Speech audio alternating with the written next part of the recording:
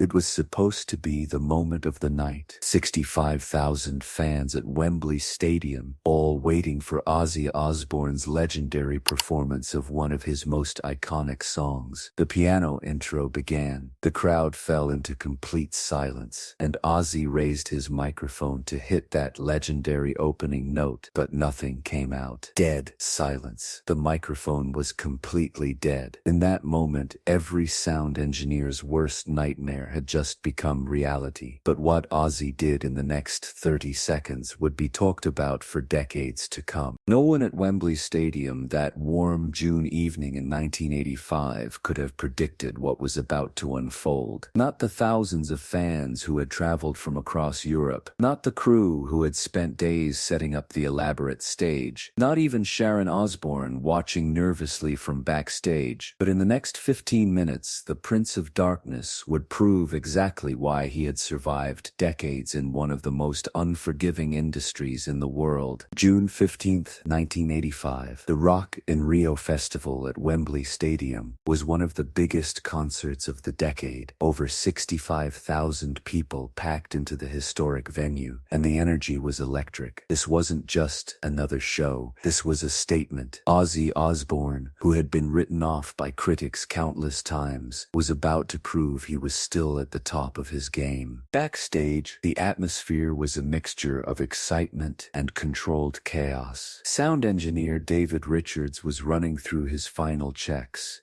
He was a veteran of the industry, having worked with some of the biggest names in rock, but tonight felt different. The pressure was immense. One mistake, one technical failure, and 65,000 people would let you know about it. David had triple-checked every connection, every battery, every cable. Ozzy's microphone was a Shure SM58, the industry standard, reliable and nearly indestructible. He had even brought backups for the backups. Everything was perfect, or so he thought. In his dressing room, Ozzy was going through his pre-show ritual. Despite decades of performing, he still felt the butterflies. Sharon sat beside him, offering quiet support. She knew her husband better than anyone. Behind the wild persona, the bat-biting madman, was a man who genuinely cared about giving his fans the best show possible. The setlist was carefully planned. They would open with high-energy tracks to get the crowd moving, then build to the emotional centerpiece of the night. That centerpiece would be a performance that required absolute technical precision, a song that showcased not just Ozzy's vocal range, but his ability to connect with an audience on a deeply emotional level. The opening acts finished their sets. The crew made final adjustments. The lighting rig was tested one last time. The pyrotechnics were armed. Everything was ready. At 8:45 p.m., the house lights went down. The crowd's roar was deafening, a wall of sound that seemed to shake the very foundations of Wembley Stadium. Ozzy walked onto the stage, and the explosion of noise somehow got even louder. He raised his arms, taking in the moment, feeding off the energy. The opening songs were powerful, exactly what the crowd wanted, but everyone knew what was coming. The moment that would define the entire night. Halfway through the set, Ozzy signaled to his band. This was it. The piano player, Mike Moran,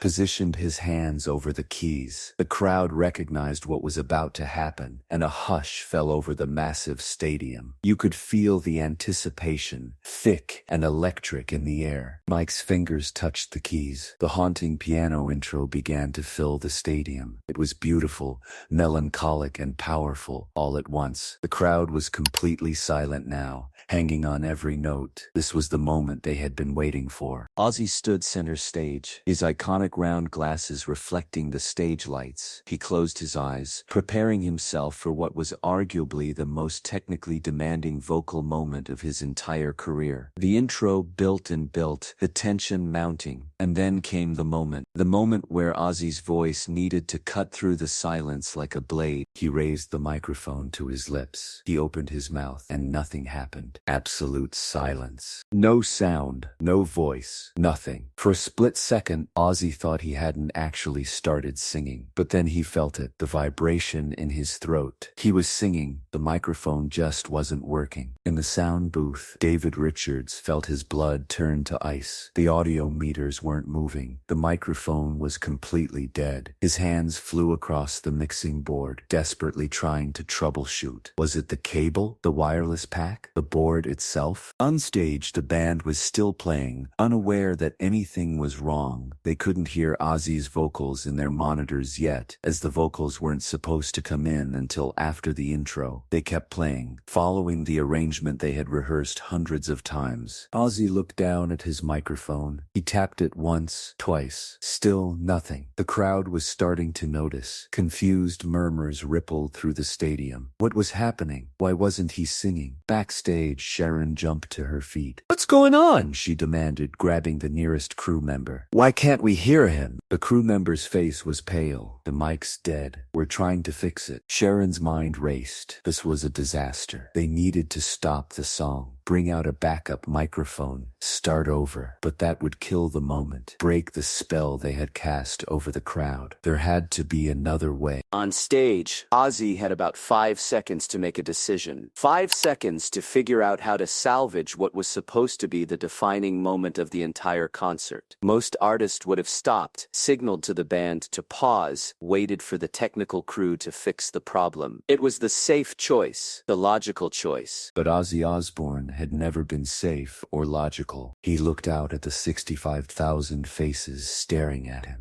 He saw the confusion, the disappointment starting to creep in. And then he remembered something. Something from decades ago, from the very beginning of his career, when he didn't have fancy sound systems or reliable equipment, when all he had was his voice and his determination to connect with people. And in that moment, Ozzy made a decision that would become the stuff of legend. Ozzy dropped the microphone. Not in frustration, but deliberately. He let it fall to the stage floor with a dull thud that echoed through the PA system. The crowd gasped. What was he doing? And then he did something no one expected. He started singing anyway. Without a microphone, just his raw, unfiltered voice projected out into the massive stadium. Now, here's what most people don't understand about stadiums. They're designed for amplified sound. Without a microphone, without the PA system, a human voice can't possibly reach 65,000 people. It's physically impossible. The sound dissipates, gets lost in the vastness of the space. But Ozzy wasn't trying to reach all 65,000 people. He was reaching the ones closest to the stage. Maybe 2,000-3,000 people who could actually hear his unamplified voice. And those people, when they realized what was happening, when they understood that Ozzy was singing directly to them, without any artificial amplification, started to lose their minds. They began singing along, loudly, passionately, and their voices carried further than Ozzy's alone ever could. The people behind them heard the singing and joined in, and the people behind them joined in, and like a wave rolling through the stadium, all 65,000 people began to sing together. In the sound booth, David had finally traced the problem. It was the wireless receiver, a complete failure. He grabbed a backup microphone with a cable and started running toward the stage. But when he emerged from backstage and saw what was happening, he stopped dead in his tracks. The entire stadium was singing. Ozzy stood center stage,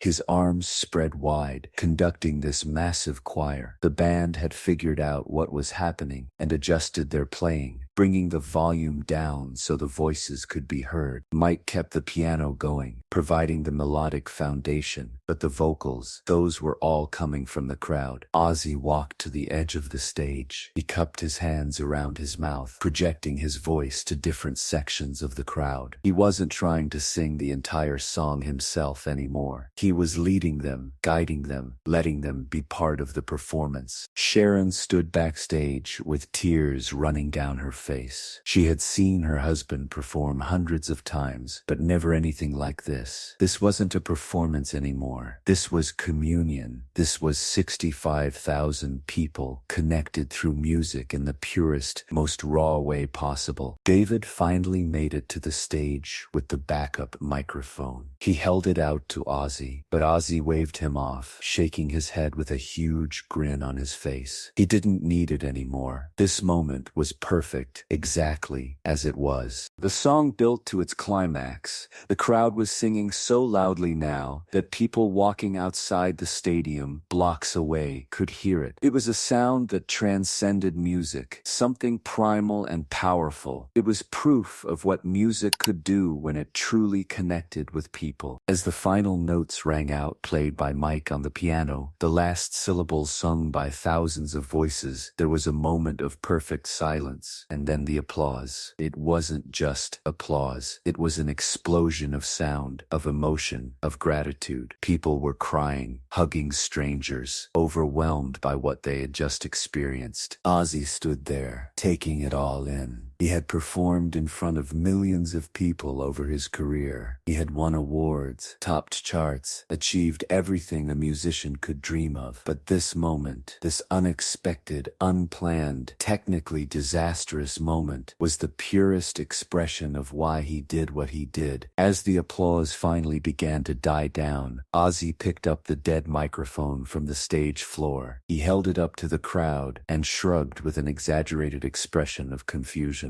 The crowd laughed, the tension breaking. He tossed the useless microphone to the side and took the backup that David was still holding out to him.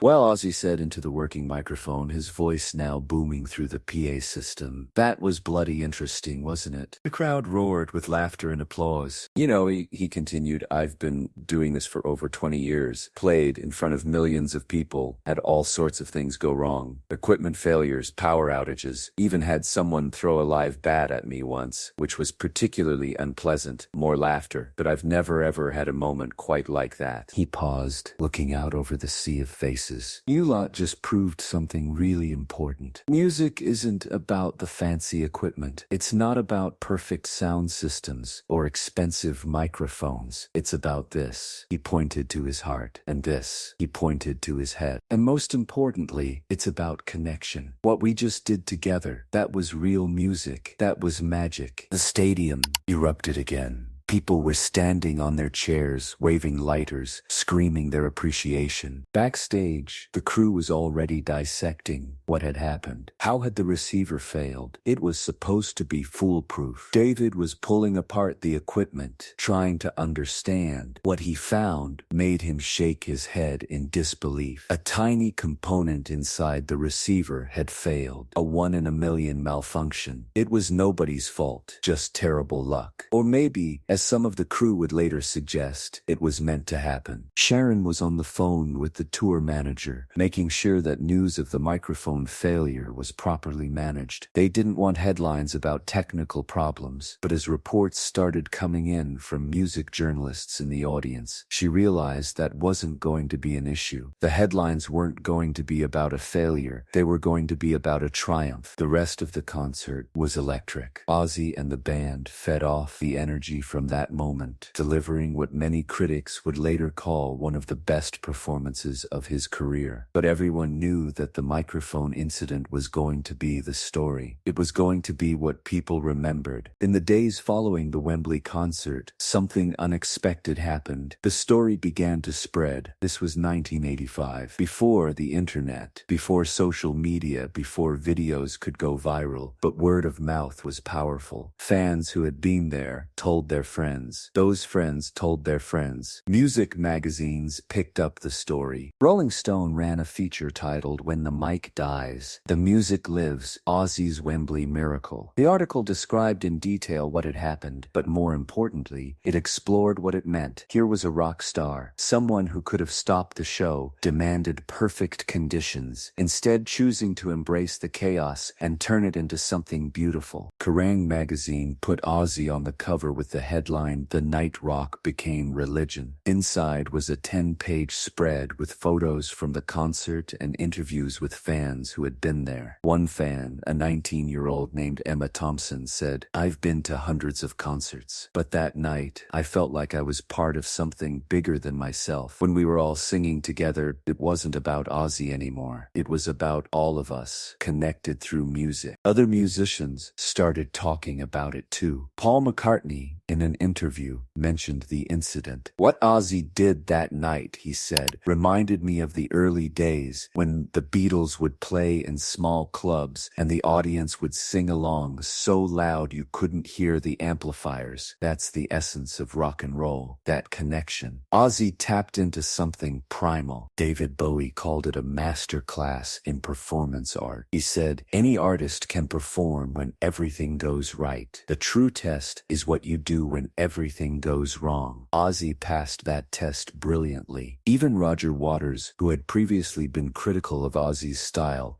acknowledged the significance of the moment. "It was a reminder," he said, "that at the end of the day, music is about people coming together. Technical perfection is meaningless if you don't have that connection." Sound engineering schools began using the incident as a case study, not about what went wrong, but about how artists and crews should be prepared to adapt when technology fails. David Richards was invited to speak at conferences, where he would tell the story and emphasize the importance of creativity in crisis situations. The incident also changed how concerts were approached. More artists started incorporating unplugged moments into their shows, times when they would turn off the amplification and connect directly with their audience. It became a trend, a way to create intimacy in massive venues. For Ozzy himself, the incident reinforced something he had always believed but had perhaps lost sight of during the elaborate stage shows and pyrotechnics. Music was communication. It was about reaching people, touching their hearts, making them feel something real. Years later, in a 2003 interview for a documentary about his career, Ozzy reflected on that night at Wembley. He was sitting in his home studio, older now, his voice a bit more weathered, but his eyes still sparkling with life. "People ask me all the time," he said, "what's been the highlight of my career? They expect me to say Madison Square Garden, or the Ozfest, or meeting the Queen, or any of the big showy moments. But honestly, that night at Wembley when my mic died, that's up there at the very top." He leaned back in his chair, a smile crossing his face. "You know why? Because in that moment, I was reminded of why I started doing this in the first place. Back in Birmingham, when I was a kid with nothing, working at a slaughterhouse and dreaming of something bigger. Music was my escape. It wasn't about being famous or rich. It was about feeling connected to something. When that microphone died, I had a choice. I could stop the show,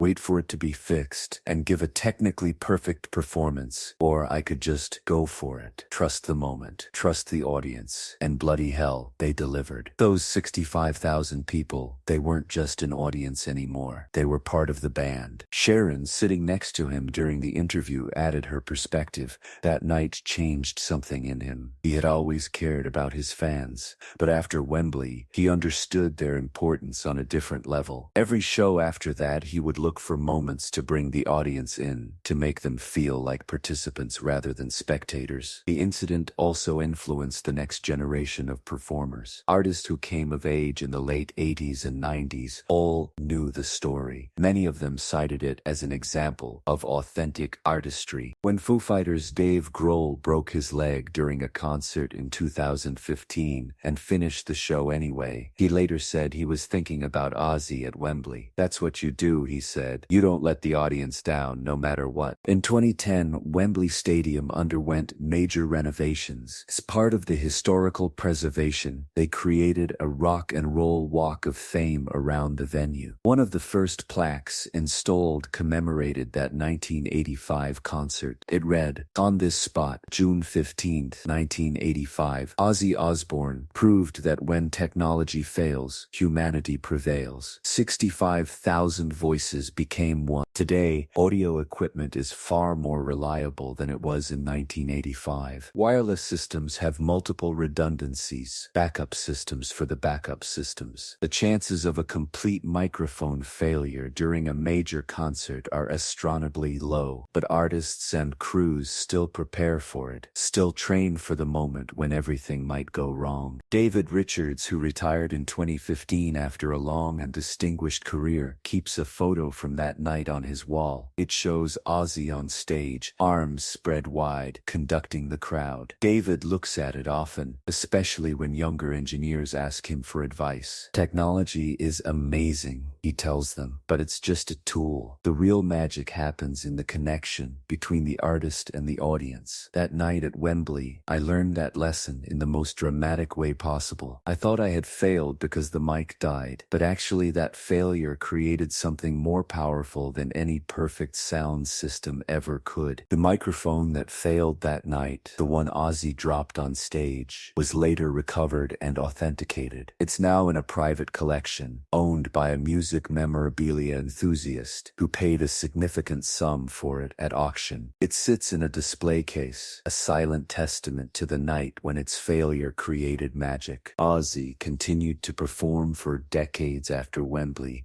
eventually retiring from touring in recent years due to health issues. But he still makes occasional appearances, and when he does, fans always hope for those unscripted, authentic moments, because that's what Ozzy taught them. That's what Wembley taught them. Perfection is overrated. Connection is everything. The story of Ozzy's microphone failure has become more than just a rock and roll anecdote. It's become a parable about authenticity, about artistic courage, about the power of community. It's taught in business schools as an example of crisis management. It's discussed in psychology classes as an example of collective consciousness. It's referenced in philosophy seminars as proof that sometimes constraints breed creativity. But most importantly, it remains a reminder to everyone who heard it, everyone who was there, and everyone who has heard the story since. Music is magic, not because of the technology that amplifies it, but because of the human hearts that create it and receive it. On June 15, 1985, at Wembley Stadium, 65,000 people and one legendary performer proved that when the tools fail, the spirit endures. When the microphone dies, the music lives. And when an artist trusts his audience, together they can create something that transcends performance and becomes art in its purest form. That's the real legacy of that night. Not a technical failure, but a human triumph. If this story inspired you, if it reminded you that sometimes the best moments come from unexpected chaos, share it, because somewhere out there an artist is facing their own crisis, their own moment of doubt, and maybe knowing that Ozzy turned disaster into legend will give them the courage to do the same.